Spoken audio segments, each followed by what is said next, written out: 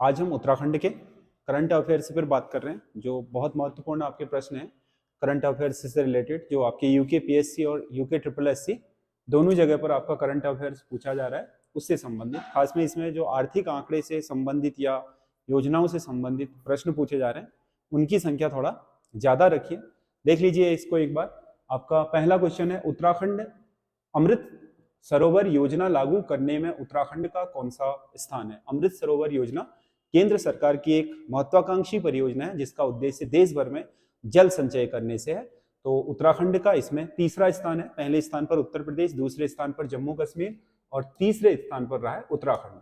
उत्तराखंड ने अपने लक्ष्य के सापेक्ष ज्यादा काम किया है। लक्ष्य 975 अमृत सरोवर बनाने का था, लेकिन उत्तराखंड ने 1000 से भी अधिक आपके अमृत सरोवर समय सीमा के अंदर बना करके देश में तीसरा स्थान हासिल किया है। तो इसका आंसर ये सही है। ये योजना आपके देश में जल संचय के लिए, अमृत सरोवर एक तरीके से वर्षा जल संचय करने वाले स्रोत है। अगला, उत्तराखंड के ऋषिकेश में आयोजित होने वाली G20 की 25 से 27 मई वर्किंग ग्रुप की बैठक का विषय क्या होगा? उत्तराखंड में G20 के वर्किंग ग्रुप की 3 बैठकें होनी है। एक तो आपको पता है रामनगर में आयोजित हो चुकी है, दूसरी आपका 25 से 27 मई को ऋषिकेश में होनी है, तीसरी भी जून के अंत में आपके ऋषिकेश में ही होनी है। तो जो ये दूसरी वाली बैठक है ओवरऑल उत्तराखंड की, और ऋषिकेश में पहली वाली जो बैठक है, इसका जो आपका वर्किंग ग्रुप का विषय रहेगा वो होगा एंटी करप्शन। इस बार जो बात होने वाली है वो एंटी करप्शन की बात होने वाली है, मतलब भ्रष्टाचार को कैसे रोका जाए, ये इस चर्चा का मुख्य विषय होगा। अगला क्वेश्चन है तीसरा, जो देवस्थल में स्थापित एशिया की सबसे बड़ी लिक्विड मिरर टेलीस्कोप में लिक्विड के रूप में कौन सा द्रव प्रयोग में लाया गया है? ये बहुत हाईलाइट रही है। 4 मीटर व्यास वाली देवस्थल में जो आपका international liquid mirror telescope, international liquid mirror telescope, इसके प्रश्न आ भी चुके हैं, और भी तरीके से प्रश्न आ सकते हैं। इस टेलीस्कोप का जो व्यास है वो है 4 मीटर। इसमें एक जो मिरर बनाया गया है, इस मिरर में प्रकाश का संचय एक स्थान पर करने के लिए, फोकस करने के लिए प्रकाश का, जो इस मिरर का जो आपके परत बनाई गई है वो बनाई गई है पारे के द्रव से, लिक्विड पारे से। तो इसीलिए इसे लिक्विड मिरर कहा जा रहा है, क्योंकि इसमें कांच का उपयोग नहीं हुआ है बल्कि पारे का उपयोग हो रहा है। तो ये इसका सही आंसर है। अगला क्वेश्चन है, उत्तराखंड में किस तिथि को राजस्व पुलिस प्रणाली समाप्त कर दी गई? राजस्व पुलिस 1874 में हेनरी रैमजे ने शुरू करी थी, जिसे हमारे यहाँ पटवारी व्यवस्था भी कहा जाता है। पटवारी व्यवस्था तो नियुक्तियां ट्रेल के समय होनी शुरू हो गई थी, क्योंकि उसने जो आपके भूमि बंदोबस्त कराए थे उसके लिए कर्मचारी चाहिए थे। लेकिन प्रॉपर तरीके से जो राजस्व पुलिस व्यवस्था आई, यानी कि इसके साथ जो पुलिस शब्द लगा, उसके पीछे कारण था कि पहले तो राजस्व वाले ही काम देख रहे थे, बाद में जब 1857 की क्रांति से देश में जगह जगह आपकी अशांति फैली, तो वहां पर पुलिस व्यवस्था, नियमित पुलिस व्यवस्था लगाई गई। लेकिन हेनरी रैमजे ने लिखित में दे दिया था कि उत्तराखंड के लोग बहुत सीधी प्रवृत्ति के हैं और उनसे इस तरीके की कोई भी आगे मतलब अपेक्षा नहीं की जा रही कि वो इस तरीके की कोई दिक्कतें पैदा करेंगे, इसीलिए क्यों पुलिस का खर्चा बढ़ाना है, तो पटवारी लोग ही इसे देख लेंगे। तो 1874 में ये शुरू हुई थी। लगभग 149 साल बाद 23 जनवरी 2013 को 3 जनवरी 2023 को ये व्यवस्था उत्तराखंड में खत्म हो गई, जिसे हम राजस्व पुलिस व्यवस्था बोलते थे।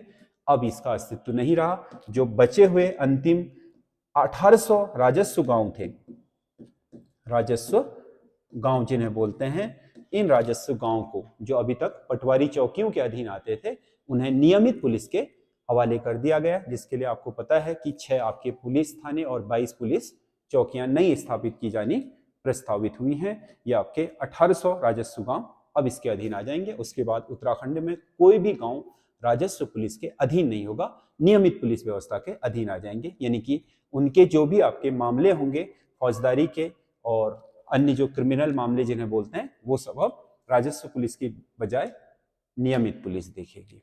अगला क्वेश्चन है, राज्य में किस स्थान पर कायाकिंग कैनोइंग अकादमी स्थापित की जानी है? कायाकिंग कैनोइंग अकादमी। कायाकिंग कैनोइंग मतलब आपकी जो नावें होती हैं, कायाक एक पतली सी नाव होती है जो छोटी सी धाराओं में भी आसानी से बह जाती है। तो इसके क्योंकि उत्तराखंड को अब एक एडवेंचरस स्पोर्ट्स के लिए विकसित किया जा रहा है, जो भी आपके साहसिक खेल हैं पर्यटन से उसको जोड़ करके देखा जा रहा है, चाहे वो पैराग्लाइडिंग हो, आपका रिवर राफ्टिंग हो या फिर क्लाइंबिंग हो, विभिन्न तरह की जितने भी आपके साहसिक खेल हैं उन खेलों में उत्तराखंड को आगे बढ़ाने का काम किया जा रहा है। तो उसी के लिए टिहरी में एक कायाकिंग कैनोइंग अकादमी स्थापित करने की योजना बनाई गई है। वो योजना क्या, अभी तो ये घोषणा हुई है जो टिहरी में आपका प्रस्तावित की जाएगी। अभी इस पे काम शुरू नहीं हुआ है लेकिन प्रस्तावित हो चुकी है। अगला क्वेश्चन है, लखपति दीदी योजना के तहत 2025 तक कितनी महिलाओं को राज्य में लखपति बनाने का लक्ष्य रखा गया है? ये महिला सशक्तिकरण और आत्मनिर्भरता की ओर उत्तराखंड के बढ़ते हुए प्रयासों का एक महत्वपूर्ण आपका लक्ष्य है कि उत्तराखंड किस तरीके से आगे इन लक्ष्यों को प्राप्त करेगा, ताकि महिलाओं लगातार उत्तराखंड में महिला समूह बनाए जा रहे हैं। इन समूह के माध्यम से महिलाओं को विभिन्न तरह के प्रशिक्षण दे करके उनके लिए रोजगार के अवसर सर्जित करके और उन्हें सूक्ष्म वित्त उपलब्ध करा करके उनकी आर्थिक स्थिति इस प्रकार से बनाना कि वो लाख रुपए कम से कम अपनी इनकम अर्न कर सके, अर्जित कर सके। तो इसके लिए लखपति दीदी योजना शुरू की गई है उत्तराखंड में। ये योजना मुख्यमंत्री के द्वारा 4 नवंबर 2022 को आरंभ की गई थी। इसमें 2025 तक 1.2 लाख यानी कि 1,25,000 महिलाओं को विभिन्न स्वयं सहायता समूह के माध्यम से लखपति बनाया जाना तय हुआ है। तो इसका सही आंसर होगा सी। अगला क्वेश्चन है, उत्तराखंड शिक्षा विभाग द्वारा ई गवर्नेंस के लिए कौन सा पोर्टल जारी किया गया है? उत्तराखंड शिक्षा विभाग में जो भी आपके काम हो उनमें पारदर्शिता लाने के लिए ई गवर्नेंस आपका पोर्टल शुरू हुआ है, जो आपके समर्थ नाम से शुरू हुआ है। इस पोर्टल के माध्यम से उत्तराखंड के 6 जो आपके 5 विश्वविद्यालय हैं, उसके अलावा आपके 140 जो आपके स्कूल हैं पब्लिक स्कूल, उन स्कूलों में आपके किसी भी तरह के एडमिशन लेने, पंजीकरण करने या वहां पर टीचरों की स्थिति को आसानी से इस पोर्टल के माध्यम से देखा जा सकता है। उसमें किसी भी तरह का घपला या फिर किसी भी तरह का घोटाला या अन्य चीजें मतलब जो होता है एडमिशन के दौरान या ट्रांसफरों के दौरान, वो नहीं हो पाएंगे, क्योंकि एक खुले पोर्टल के द्वारा ये सारी चीजें आपके जनता के सामने स्पष्ट रूप से आंकड़ों में रह पाएंगी। इसलिए उत्तराखंड में ई गवर्नेंस के लिए ये योजना, ये पोर्टल शुरू किया गया, समर्थ पोर्टल। राज्य में मोटे अनाज का उत्पादन 2025 तक दुगना करने के लिए मिलेट मिशन के तहत कितने करोड़ का प्रावधान किया गया है? मिलेट मिशन चल रहा है उत्तराखंड में। यहाँ पर होने वाले जो मोटे अनाज है, खासकर मडवा है और ज्वार है, बाजरा है। मडवा विशेष होता है, रागी यहाँ जिसे मडवा कहा जाता है, उसकी फसल पर विशेष फोकस है। तो उन अनाजों का दुगना करने के लिए उत्पादन, क्योंकि मोटे अनाज न सिर्फ आपके उत्तराखंड में जलवायु के हिसाब से अधिक उत्पादित हो सकते हैं, बल्कि ये स्वास्थ्य की दृष्टि से भी काफी अच्छे होते हैं, क्योंकि इनमें फाइबर और मिनरल्स की मात्रा अन्य जो सामान्य आपके अनाज हैं, गेहूं चावल, उनसे कई ज्यादा होती है फाइबर की मात्रा, इसीलिए इन्हें मोटे अनाज कहा जाता है। एक बार तो इसके लिए मूक क्रांति चल चुकी है पूरे भारतवर्ष में, तो उत्तराखंड में उसके लिए मिलेट मिशन चलाया गया है। तो 2025 तक 20 करोड़ रुपया का प्रावधान है, जिसमें इनकी खरीद बढ़ाने, इनके उत्पादन के लिए जो भी आवश्यक संसाधन है, उनके लिए राज्य सरकार 20 करोड़ रुपए खर्च करेगी। तो इसका सही आंसर है 20 करोड़ रुपया मिलेट मिशन के लिए। अगला क्वेश्चन है, उत्तराखंड की किस छावनी का नाम नाम सीडीएस विपिन रावत के नाम से करने का प्रस्ताव केंद्र सरकार को भेजा गया है। जो पूर्व में सीडीएस रह चुके थे और हाल में दिवंगत हो गए एक प्लेन दुर्घटना में कर्नाटका में, तो उनके नाम से किस छावनी का नाम रखा जाएगा, ये प्रस्ताव केंद्र सरकार को गया हुआ है। जल्दी ही इस छावनी का नाम अब क्या हो जाएगा, लैंसडाउन छावनी का नाम क्या हो जाएगा, बिपिन रावत छावनी। बिपिन इस शहर का नाम ही, जो छावनी शहर है इसका पूरा नाम ही आपका जनरल बिपिन रावत के नाम से नया नाम हो जाएगा। लैंसडाउन वैसे भी ये विदेशी प्रतिनिधित्व करने वाला था। 1887 में जब आपका गढ़वाल रेजिमेंट की स्थापना हुई थी तो इसे कार्यालय बनाया गया था। तो उस समय जो भारत के गवर्नर होते थे वो लैंसडाउन होते थे, लैंसडाउन होते थे, तो उन्हीं के नाम से इस छावनी का नाम लैंसडाउन कर दिया गया था। अब जैसे ही प्रस्ताव इसका केंद्र से अनुमति मिल जाती है तो लैंसडाउन, क्योंकि जो आपका लैंसडाउन है वो शहर उत्तराखंड के उसमें नहीं आता है, क्योंकि वे छावनी है और छावनी रक्षा विभाग का विषय होता है और रक्षा केंद्र सरकार का विषय है, संघ सूची का विषय है। तो उस प्रसार को केवल रक्षा मंत्रालय ही पास करा सकता है, इसीलिए राज्य सरकार को केंद्र की अनुमति आवश्यक रूप से चाहिए होती है, क्योंकि छावनी परिषद है, संघीय विषय होते हैं इस वजह से। तो इसका नाम जनरल बिपिन रावत के नाम से हो जाएगा लैंसडाउन का। अगला क्वेश्चन है,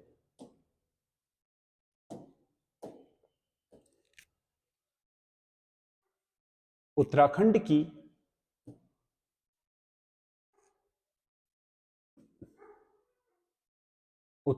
की किस स्टार्टअप कंपनी को राष्ट्रीय स्टार्टअप अवार्ड से सम्मानित किया गया है?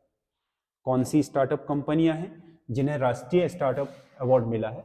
एक दिगंतरा एरोस्पेस, दूसरा है इंडिजीनस एनर्जी, तीसरा है ए और बी दोनों, डी उपरोक्त में से कोई नहीं।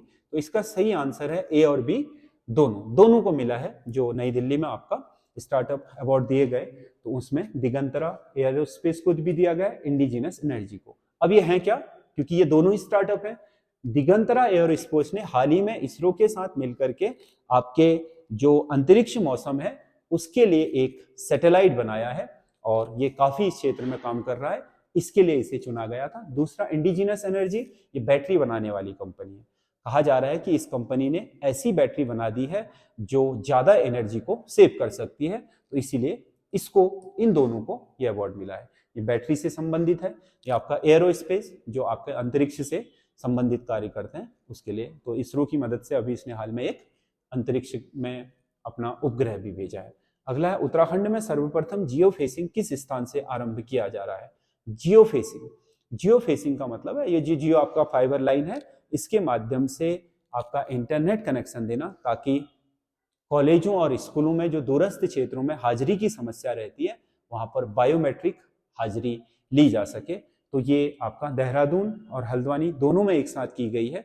देहरादून में आपका जो रायपुर पीजी कॉलेज है उसमें, और हल्द्वानी का जो एमबी पीजी कॉलेज है उसमें जियो फेसिंग जोड़ी गई। अब यहाँ पर सारी हाजिरियां आपका बायोमेट्रिक रजिस्टर में ही ली जाएंगी, जिससे आपका क्या किसी भी तरह की गड़बड़ी, ये जो आपके अब्सेंट रहते हैं, अनुपस्थित रहते हैं, उसमें ना हो पाए। अगला क्वेश्चन है, देहरादून को टिहरी झील से जोड़ने वाली प्रस्तावित टनल की लंबाई कितनी होगी?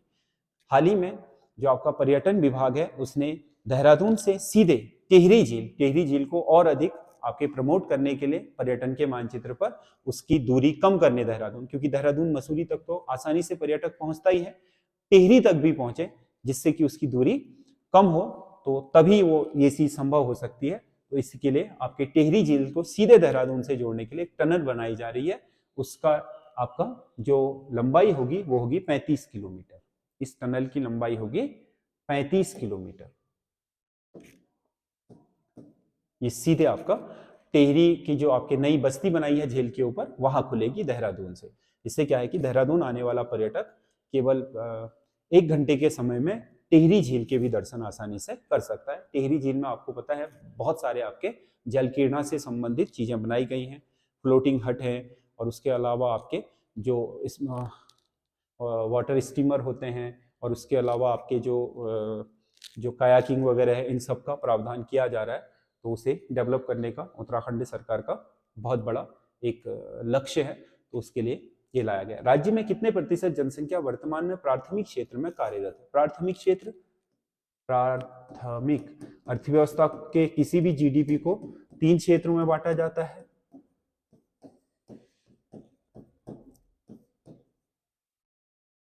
प्राथमिक, द्वितीयक और तृतीय। प्राथमिक क्षेत्र वह क्षेत्र जो सीधे सीधे प्रकृति से उत्पाद प्राप्त करने वाले होते हैं, जैसे कृषि है, प्रकृति से सीधे प्राप्त करती है, वन है, प्रकृति है, जल है, प्रकृति है, खनिज है, खनिज पदार्थों को खोदना वो भी प्राकृतिक है, मत्स्य पालन है, पशुपालन है, ये सब प्राथमिक क्षेत्र माने जाते हैं, यानी कि कृषि और उससे संबंधित गतिविधियां। तो उत्तराखंड की कुल जो जनसंख्या है, श्रमशील जनसंख्या, उसका कितना प्रतिशत आपके प्राथमिक क्षेत्र में नियोजित है?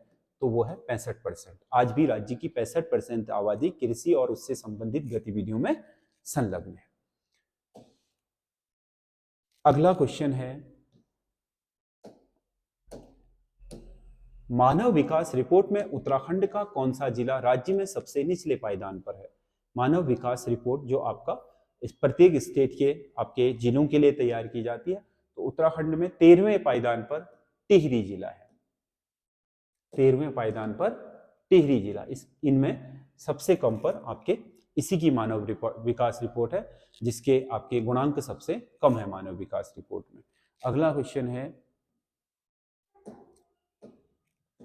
राज्य के किस जिले में सर्वाधिक दुग्ध समितियां हैं? दुग्ध समितियां जो राज्य में आपका दुग्ध उत्पादन ऑपरेशन फ्लड के लिए महत्वपूर्ण काम कर रहा है, क्योंकि कृषि क्षेत्र में राज्य में अगर हम आय का प्रमुख स्रोत देख लें तो वो पशुपालन ही है। तो इसके लिए गांव-गांव तक दुग्ध एकत्र करने के लिए राज्य ने जो आपके दुग्ध समितियां स्थापित की हैं, वो आपके किस जिले में सबसे ज्यादा है ये पूछ रहा है। नैनीताल जिले में 547 आपके क्या हैं दुग्ध समितियां यहाँ पर, जो इस प्रदेश में सबसे अधिक दुग्ध समितियों वाला जिला है, नैनीताल जिला। अगला, उत्तराखंड राज्य में पारित नकल विरोधी कानून में अधिकतम कितने रुपए का जुर्माना तय किया गया? राज्य में लगातार हो रही पेपर लीक की घटनाओं को दृष्टिगत रखते हुए आगे नकल न हो उसके लिए कुछ कठोर प्रावधान लाए गए हैं। उसमें से एक प्रावधान आर्थिक दंड का भी है। तो आर्थिक दंड में 10 करोड़ रुपए तक का है, यानी कि कोई भी व्यक्ति नकल कराते हुए पकड़ा जाता है तो उस पर 10 करोड़ रुपए का आर्थिक दंड दंडित किया जा सकता है उसको। तो इसका सही आंसर 10 करोड़ रुपया है। अगला क्वेश्चन है, उत्तराखंड की एकमात्र स्मार्ट सिटी का दर्जा प्राप्त है। उत्तराखंड में एकमात्र स्मार्ट सिटी देहरादून है, उसी को स्मार्ट सिटी का दर्जा प्राप्त है बस, और उसके अलावा कोई स्मार्ट सिटी नहीं है। अगला क्वेश्चन है, उत्तराखंड में गायों की तस्करी करने पर किस अधिनियम के तहत कार्रवाई की जाएगी? गौरक्षा के लिए उत्तराखंड प्रतिबद्ध है, तो गायों की आपके तस्करी करने वाले, क्योंकि गौमांस के लिए इनकी तस्करी की जाती है विशेष तौर पर, उन पर कौन से एक्ट के तहत कार्य की जाएगी? ए गैंगस्टर, बी अवैध तस्करी, सी सामाजिक सौहार्द अधिनियम, डी जानवर सुरक्षा अधिनियम। तो गैंगस्टर एक्ट, कोई भी अगर तस्करी करेगा किसकी? गायों की, तो उस पर गैंगस्टर एक्ट के तहत कार्रवाई की जाएगी, यानी कि ए इसका सही आंसर है, गैंगस्टर एक्ट, जिसमें आपके किसी भी व्यक्ति को गैंगस्टर घोषित कर दिया जाता है और उसे जिला बदर या फिर जिले से बाहर भेजने का भी प्रावधान है। अगला, वर्ष 2023 के लिए शैलेश मटियानी, जो अभी दिए गए हैं शैलेश मटियानी पुरस्कार, शैलेश मटियानी पुरस्कार उत्तराखंड में उत्कृष्ट शिक्षण कार्य करने के लिए 2009 से दिए जा रहे हैं। तो इसमें हर वर्ष प्रदेश भर में उत्कृष्ट कार्य करने वाले शिक्षकों को यह पुरस्कार दिया जाता है। तो कितने आपके इस साल कितनों को चुना गया था? तो इसका सही आंसर है 17 शिक्षकों को। इस बार 17 शिक्षकों को शैलेश मटियानी पुरस्कार प्रदान किया गया है। तो इसका आंसर ये सही है, 17। अगला क्वेश्चन है, प्रधानमंत्री आवास योजना में उत्तराखंड को देश में कौन सा स्थान प्राप्त हुआ है? प्रधानमंत्री आवास योजना में, इसका मतलब यह है कि प्रधानमंत्री आवास योजना के तहत जो निर्धारित लक्ष्य हैं आवास बनाने के, तो उनमें उत्तराखंड ने देश भर में अपने लक्ष्यों के अकॉर्डिंग कितने प्रतिशत की प्राप्ति कर ली है, तो उसके आधार पर उत्तराखंड को देश भर में आवास योजना में तीसरा स्थान प्राप्त हुआ है, तीसरा स्थान। तो ये 20 क्वेश्चन है महत्वपूर्ण उत्तराखंड के, जो आपके विभिन्न परीक्षाओं को दृष्टिगत रखते हुए बनाए गए हैं, करंट अफेयर्स से संबंधित। तो इनको आप देख लीजिएगा, इसी हिसाब से अपना करंट अफेयर्स तैयार कीजिए।